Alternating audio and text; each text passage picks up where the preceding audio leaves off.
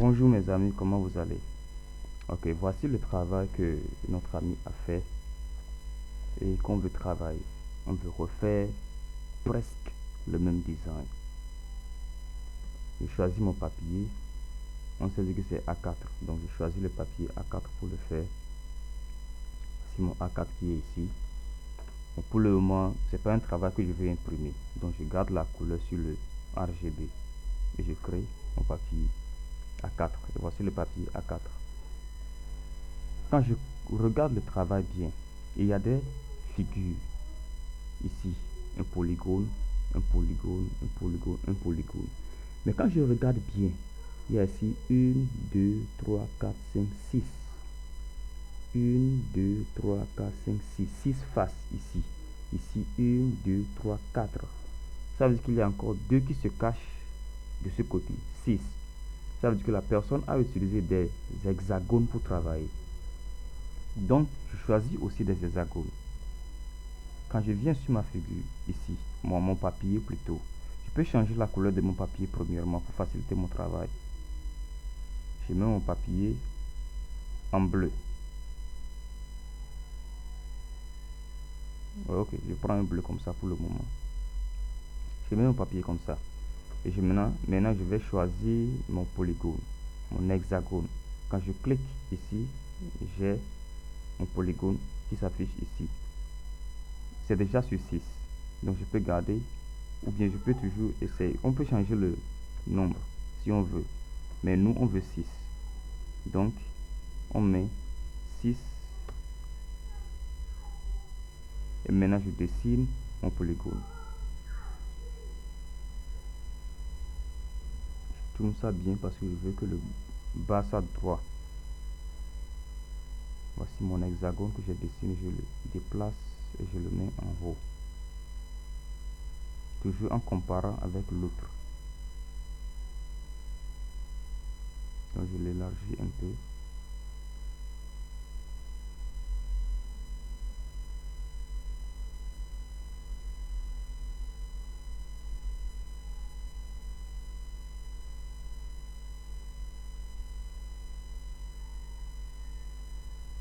Je crois que comme ça va. Quand je regarde, il y a une couleur dedans. Donc, je change la couleur.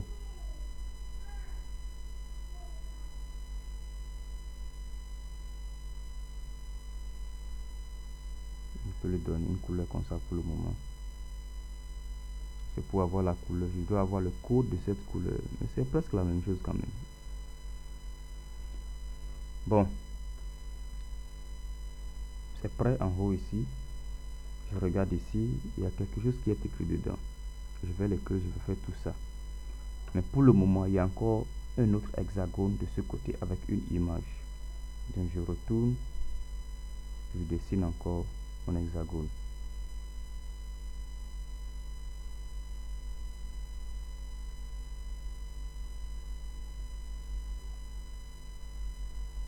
Je crois que c'est sur le premier. Donc le mien aussi est dessus, mais c'est un peu grand, donc je diminue un peu. Je mets ça dessus comme ça.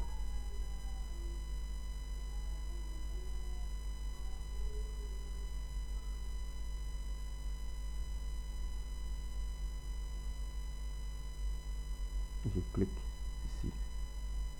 Maintenant c'est accepté. Je retourne, maintenant comparer, voir.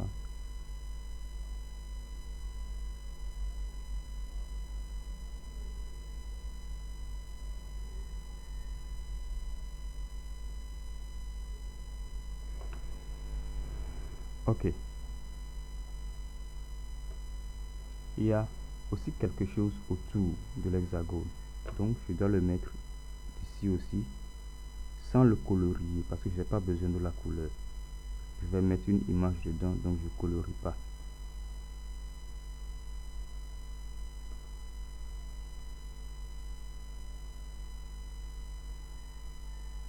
Ok, maintenant je vais chercher mon image. J'ai déjà téléchargé des images ici. Donc je prends celui-ci.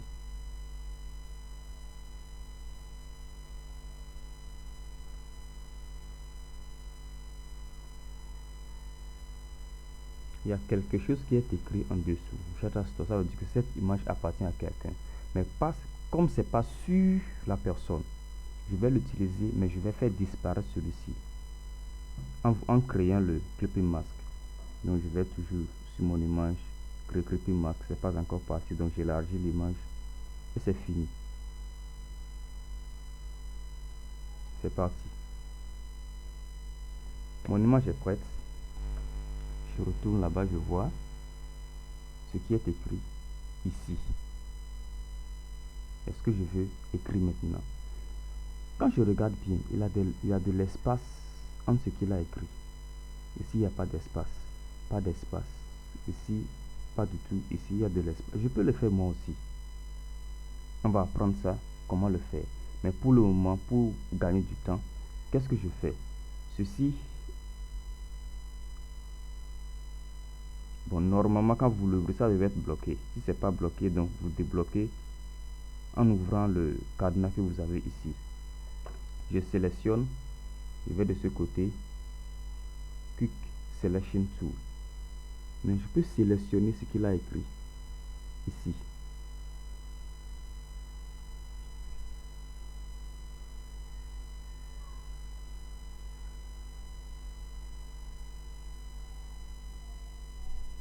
C'est comme ça que les graphistes ont l'habitude de voler ce que les travaux que leurs camarades ont fait. Je fais tout possible pour faire disparaître les pointillés sur l'écriture. Donc ça va bien sélectionner l'écriture.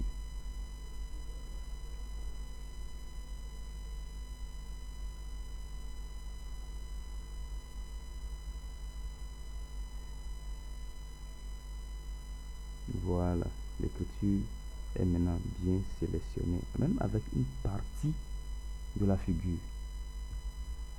Donc qu'est-ce que je fais? Je clique ici et je vais transporter celui-ci. Ça transporte ça et j'amène ça sur mon travail. Sans le laisser, j'amène ça vers le haut.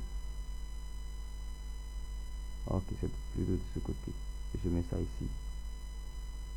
Et j'élargis.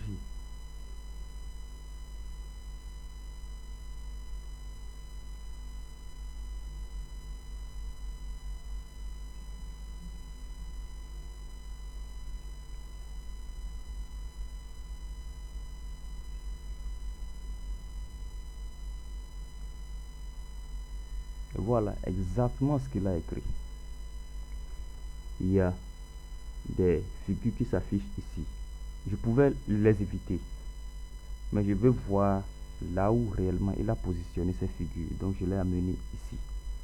Maintenant, quand je retourne sur sa figure, CTRL D pour laisser ce qu'il a fait. Je laisse ça comme ça. Maintenant, je peux prendre cette figure aussi. Si je veux, je pouvais la prendre, cette figure. Même procédure que j'ai fait pour prendre celui-ci, je peux le prendre. On peut essayer, vous allez voir. Quick Selection, je viens dessus et je sélectionne.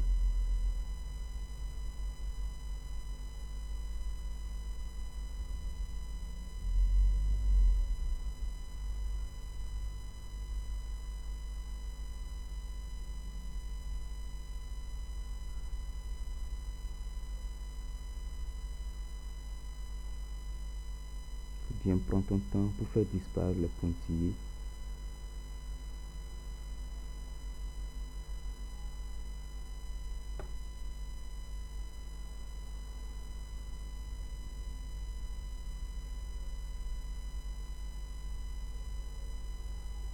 Voilà.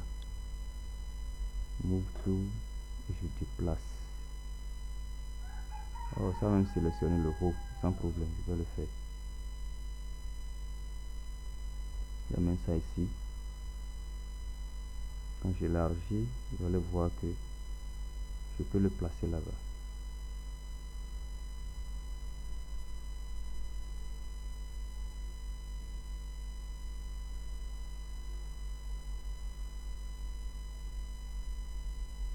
Je peux le placer ici. Donc je peux effacer celui-ci. Facilement, je peux l'enlever. mais je ne veux pas utiliser son image, donc j'enlève pour le moment. Je vais garder mon image. Ok, je continue mon travail. Maintenant, il me faut maintenant le logo. C'est ce que je veux.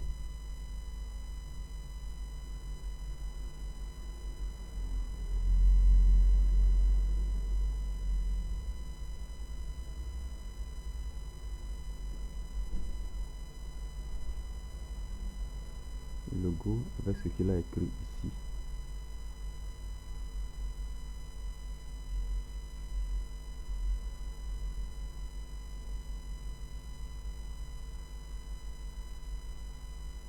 Voilà.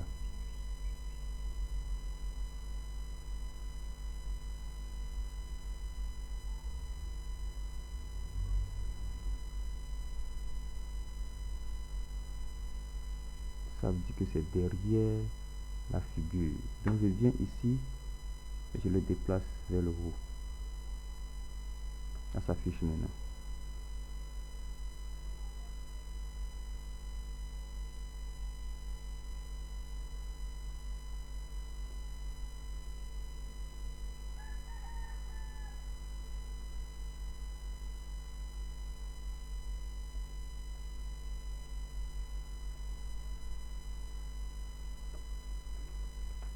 Maintenant c'est sur mon image. Tout ce que je dois faire maintenant c'est que mon image soit au-dessus de celui-ci. Voici mon image qui est ici et celui-ci est ici. Donc je sélectionne l'image et l'hexagone que j'ai utilisé. Je prends les deux et je les mets en haut ici. Et c'est fini. Mon travail est fait.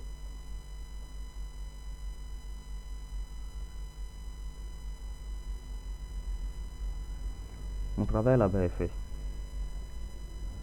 Et avec ça, je vais m'arrêter ici et vous allez continuer et finir le travail.